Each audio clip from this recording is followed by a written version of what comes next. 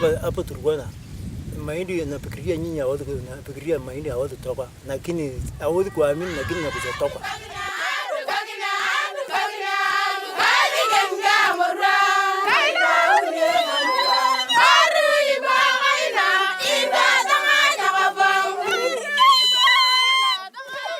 In Turkana County, the impact of the project has been felt and seen in communities and groups where projects were implemented.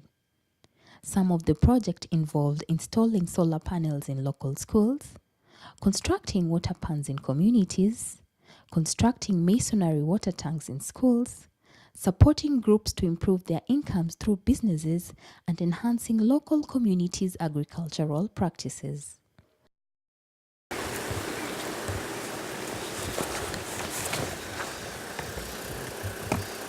In Nawayawoi on the banks of River Takwel, the local community is now engaged in crop production as an alternative livelihood to pastoralism. The community's 100-acre land is now under irrigation and produces maize and sorghum. This has promoted food sufficiency and enhanced food security in this largely pastoral community. Chakula za hizi ni mzuri kwa sababu sisi tunafurahi. Sasa hata sisi kupuna tapuna mzuri. Na sisi tutafurahi. Ile kitu naita ni ngakasi ile nini yake hii mazagare.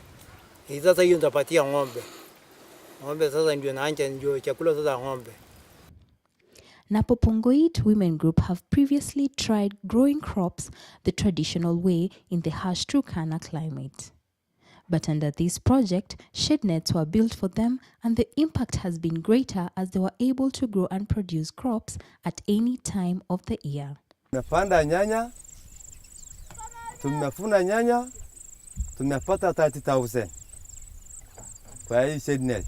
Hiyo pesa tumesaidia watoto ya shule, imesaidia sisi upande ya hospitali, ndio hata saa hii ndio tumeweka ingine kidogo, tunakojea mambo ile tena mbaya tena inatokea mbaya.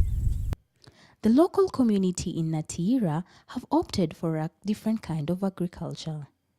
They are producing hay for their livestock and for sale. This means not only can they increase their monetary incomes, but also avoid conflict over pasture during droughts. UNDP na NDMA imejaribu kutusaidia sisi hii pens kutujengea, na imejaribu kutusaidia sisi mbegu kutoka Baringo, imejaribu kutusaidia sisi semi-circular bands ambayo inasuia maji ili hii mbegu imee vizuri, na imejaribu kutujengea store na imejaribu kutupeleka sisi hata training. 4 water pans have been constructed under the project. Water pans help collect rainwater and store it for a longer period. With Turkana region receiving very little rain in a year, the water collected in the pans helps the communities feed their livestock and for other uses. This helps reduce frequent movement of communities from one place to the other in search of water.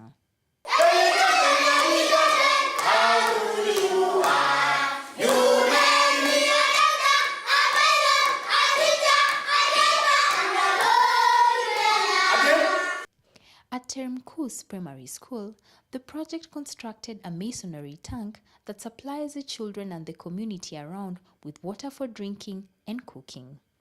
Since this tank was constructed, the community are not moving from one place to another. They have settled in near the school, and the community now getting water in this tank, and plus even the other one. The water tank has made the population or enrollment in the school to increase from 100 to 230.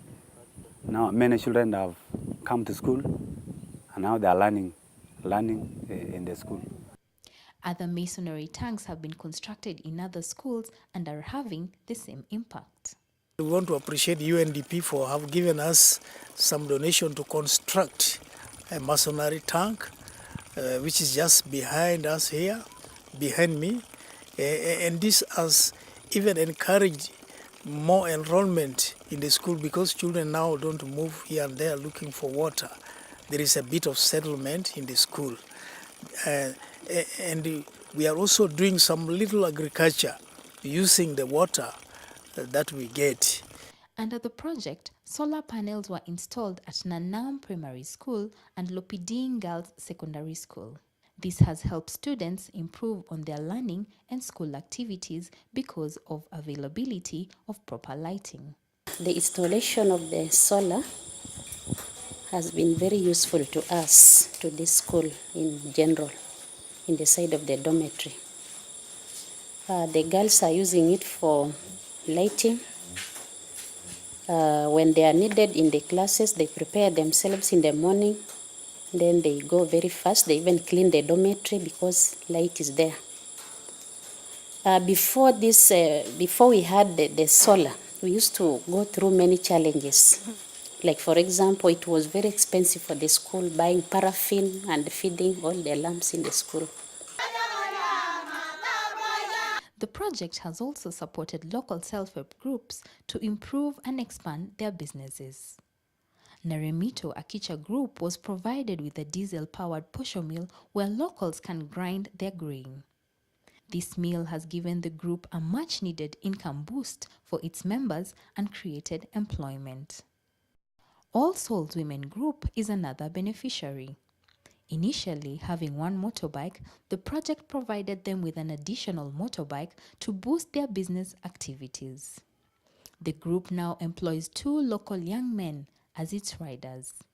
Mpango yetu ya siku ijazo ni kila mtu awe na kitu sasa ya kujisaidia, ambapo tena bado ni kazi ya group, sio mtu peke yake kibinafsi ajitokeza na kazi, ambapo wakati pikipiki iko kwa barabara na mimi niwe na kitu ninafanya stage fulani kati ya nikisema mimi ni hawa mama wote wenzangu, alafu sasa itakuwa tumesaidika.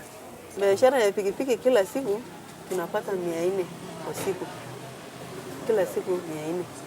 Sasa ikifika mwisho wa mwezi tunapeana kitu kama 6,000 kwa sababu wakati mwingine pikipiki inapata mafuta. Sasa mwisho wa mwezi tunapeana 6,000 na kitu juu kwa account.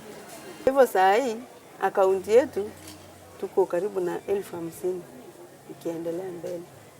The main challenge here is the drought, and we find that as much we are trying to construct some water system structures, because of the failure of the rains, and we are dependent on the rains because of these structures to collect water for farming, sometimes it fails. But wherever there are short rains, even a small rain within 1 day or 2 days, they collect water.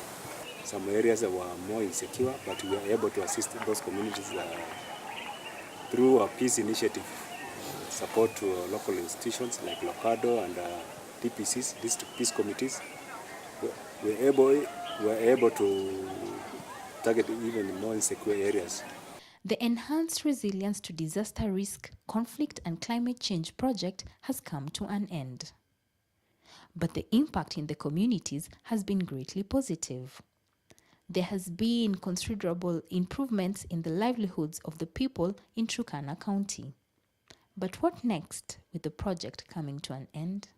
In case the project is not extended, then we have got the national government to come in through the various ministries. We have got also the county government who will support these projects to see that they are actually functional and as intended. And even the communities themselves, they have had a lot of capacity building, and they can run their projects. Like the greenhouses are being run by the communities themselves. The irrigation scheme is being run by the communities. But then with the slaughterhouse and the tannery, the county government has shown a lot of interest. In fact, they have already put in some resources, and they are willing to put in more resources to see that these facilities are functioning as expected.